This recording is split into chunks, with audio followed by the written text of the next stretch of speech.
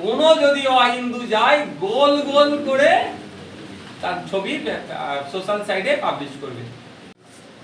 দেখুন আমরা তো কম বেশি ম্যাক্সিমামই ধার্মিক, ফলে আমাদেরকে ধর্মীয় যেমন আমরা ধার্মিক, আর দুর্ভাগ্য আমাদের আমরা ধর্মগ্রন্থ পড়ে ধার্মিক হতে পারছি না। সমস্যা হচ্ছে আমরা শুনে শুনে বা পৈতৃক হিসাবে আমরা পাচ্ছি। বাপ ছিল কোনো একটা ধর্মের অনুসারী, আমি সেই ধর্মের অনুসারী, দাদুর থেকে হয়ে হয়ে আসছে। আমি যদি ধর্মগ্রন্থ পড়ে ধার্মিক হতাম, তাহলে এই ধর্মীয় বিভাজন তুলে যে ভোটের ফায়দা নিতে চাচ্ছে, তাহলে এটা আমরা তাতে সাকসেস দিতাম না।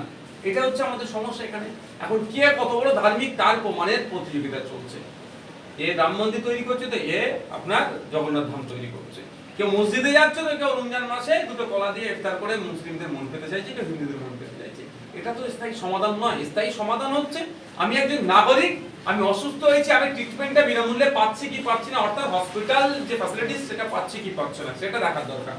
আমার পরিবারের কেউ স্কুলে যাবে, ইউনিভার্সিটিতে যাবে, কলেজে যাবে, প্রপার সরকারিভাবে এডুকেশন পাচ্ছে কি পাচ্ছে না, এটা দেখার দরকার। আমি ক্ষুধার্ত, আমি খাদ্য পাচ্ছি কি পাচ্ছি না, এটা দেখার দরকার। দুর্ভাগ্য এটা আমাদের যে এই নিয়ে কোনো প্রশ্ন হচ্ছে না, এই নিয়ে কোনো আলোচনা হচ্ছে না। তুই হিন্দু, তুই মুসলমান, তুই খ্রিস্টান, তুই আদিবাসী, এটা নিয়ে বেশি চর্চা হচ্ছে। এই সুযোগটা কাজে লাগাচ্ছে ধর্মীয় ধর্মকে সামনে রেখে যারা রাজনীতি করছে এই এরা।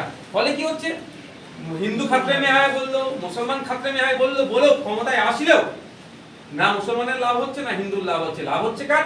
কারো ভাইপোর লাভ হচ্ছে, না কারো ছেলের লাভ হচ্ছে, রাজনৈতিক কারবারিতে। সেটা করার চেষ্টা করছে, কিন্তু বাংলার মানুষ বুঝুক যে কোনটা আমাদের প্রয়োজন আছে। ধর্ম, আমরা ধার্মিক মানুষ, ধর্মস্থান অবশ্যই একটা নয় 100টা হবে, কিন্তু রাষ্ট্রের দায়িত্ব কি করেন?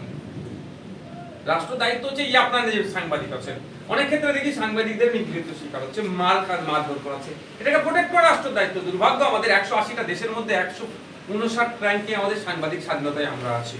আমরা বৃহত্তর গণতন্ত্রের বাসী, পৃথিবীর সব থেকে বড় লিখিত সংবিধান আমাদের কাছে আছে, আর আমাদের দেশের সংবিধান আমাদের দেশের সাংবাদিকরা আক্রান্ত হয়ে যাচ্ছে।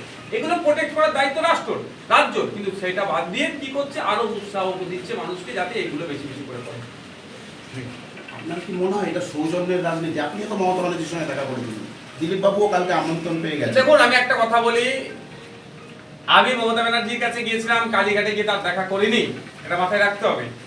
আমি মমতা ব্যানার্জির কাছে গিয়েছিলাম নবান্নে, পশ্চিমবাংলার অ্যাডমিনিস্ট্রেটিভ যেখান থেকে চলে, যেখানে প্রশাসনিক ভবনে গিয়েছিলাম আমার সমস্যা তুলে ধরার জন্য। দ্বিতীয় কথা হচ্ছে দিলীপ বাবু ওটা গিয়েছে সৌজন্য সব সৌজন্য রাজনীতিকে আমি সবসময় প্রশ্রয় দিই এবং সবসময় বলি, এটাও বলি যে সিনিয়র লিডারদের দেখুন এক ঠান্ডা ঘরে বসে চা খাচ্ছে, আর বুথ স্তরের মানুষরা মারামারি করে হাত পা ভাঙবেন না, এটা আমি বারবার করি। এই যে দিলীপ বাবু যাওয়াতে একাধিক ইকুয়েশন আছে। একটা হচ্ছে প্রেসার পলিটিক্স। দিলীপ বাবু তার দলের দেখছিলাম ক্রমশ কোণঠাসা হয়ে যাচ্ছিল, তিনি তার দলের তার গ্রহণযোগ্যতা বাড়ানোর জন্য হতে পারে এটা গিয়েছে। হতে পারে এটাই যে শুনছিলাম আবার মমতা ব্যানার্জির সাথে দিলীপ বাবু সরাসরি একটা খুব ভালো সম্পর্ক আছে, মমতা ব্যানার্জি হয়তো মেবি তাকে সরাসরি আমন্ত্রণ করেছে, আমন্ত্রণ তিনি ফেলতে পারেননি, তিনি পৌঁছে গিয়েছেন। এটাও, আর সাথে সাথে তৃণমূল আর বিজেপির টিকিমতা তো নাগপুরে বলে দিয়েছে, অর্ডার হয়তো নাগপুর থেকে এসেছে, যেতেই হবে, এটা হতে পারে। এগুলো হচ্ছে সত্য কোনটা, যারা গিয়েছেন, যারা আমন্ত্রণ করেছে তারা বলতে পারে। না, আমাকে তো এই ধরনের কোনো আমন্ত্রণ পত্র পাঠানো হয়নি। আমাকে আমন্ত্রণ পাঠালে হয়তো শুভেন্দু বাবু রেগে যেতেন, সেটা তো সময় বলবো, কিন্তু রেগে যেতেন কেন? উনি তো বলছিলেন কোনো যদি অহিন্দু যায় গোল গোল করে তার ছবি সোশ্যাল সাইটে পাবলিশ করবে। কজন অহিন্দু গেছে আমি বলতে পারবো না, কজনের ছবি শুভেন্দু বাবু এখন পোস্ট করলো সেটা দেখার। কতটা গুরুত্ব আছে শুভেন্দু অধিকারী এই রাজ্যে, কি মনে হয় আপনি? দেখুন শুভেন্দু বাবু প্রথম দিকে যেভাবে লিডার অফ অপোজিশন হিসাবে কর্মকাণ্ড করছিলেন, আমি তিনাকে বলেছিলাম সত্যি তিনার কাজকর্ম, আমি তাকে সাধুবাদ জানিয়েছিলাম। আনিস খান নিয়ে যেভাবে তিনি সোচ্চার হয়েছিলেন, বকটুয়ে সংখ্যালঘুদেরকে যেভাবে পুড়িয়ে মেরেছিল তৃণমূল কংগ্রেসের নেতাদের দ্বারা, তাদের হয়ে যেভাবে কথা বলেছিলেন, বা বিভিন্ন ইস্যুতে সত্য আশার আলো একটা বাংলা মানুষ দেখছিল যে একটা লিডার অফ অপোজিশন এরকম হওয়া দরকার। কিন্তু আস্তে আস্তে দেখছি আমরা শুভেন্দুবাবু ক্রমাগত একটা সাইড নেওয়ার চেষ্টা করছে, একটা দলের উনি নেতা হয়ে থাকতে চাইছেন, একটা ধর্মের নেতা হয়ে থাকতে চাইছেন, যদিও সেই ধর্মের হিন্দু ধর্মের মানুষ সবাই ওনাকে পাত্তা দেয় না। আপনি যে প্রাসঙ্গিকের কথা বলছেন, শুভেন্দুবাবু তার আচরণের জন্য অপ্রাসঙ্গিক হয়ে উঠছেন, ক্রমশ হিন্দু সমাজের মানুষও তাকে প্রত্যাখ্যান করছে। কেন? বাংলার মাটিতে ওই হিন্দু মুসলমান এই বিভাজন চলবে না।